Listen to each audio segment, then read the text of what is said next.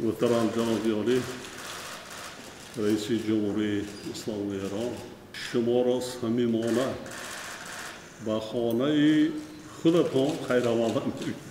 خیلی ممنونم. خیلی هم خوشحالم اینجا خدمت شماییم. همکاری‌های ما خیلی در سطح بلند قرار دارد. ما از رفت همکاری‌ها قناعتمند هستیم. قریب پای 2-3 سال اخیر در همه سمت‌ها رشد کردند. باوری کامل دارم که سفر امروزه شما امکانیت قوه نو در روابطی سمت‌های جمهوری تاجیکستان و جمهوری اسلامی ایران می‌گردد. سفر شما سفری با برکت است. خیلی ممنونم. شما باشید. خیلی متشکرم. من بسیار خوشحالم اینجا میام خدمت شما. احساس قربت هم نمی‌کنم. مثل کشور خودمونه. خیابوناش، ساختموناش، میدانهاش همش آشناست برای ما. تو کتابامون، تو مدرسه، درسامون همین اسمایی که شما رو خیابونا گذاشتید، رو میدونا گذاشتید جزء درسای ماست. میخونیم، احساس میکنیم در حقیقت در ایرانیم.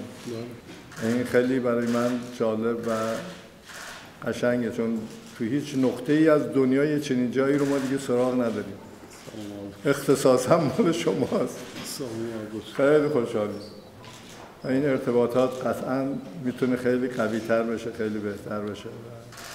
در تمام زمینه‌های اقتصادی، علمی، فرهنگی، سیاسی، امنیتی میتونیم اون روابط گذشته‌مون رو قوی‌تر و محکم‌تر و بیشتر بکنیم. به همدیگه هم میتونیم کمک بکنیم در توسعه و رشد و همه زمینه‌هایی که امکان پذیر.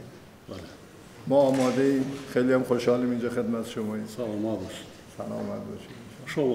شما را دعوت میکنیم که در جشن نوروز بیایید.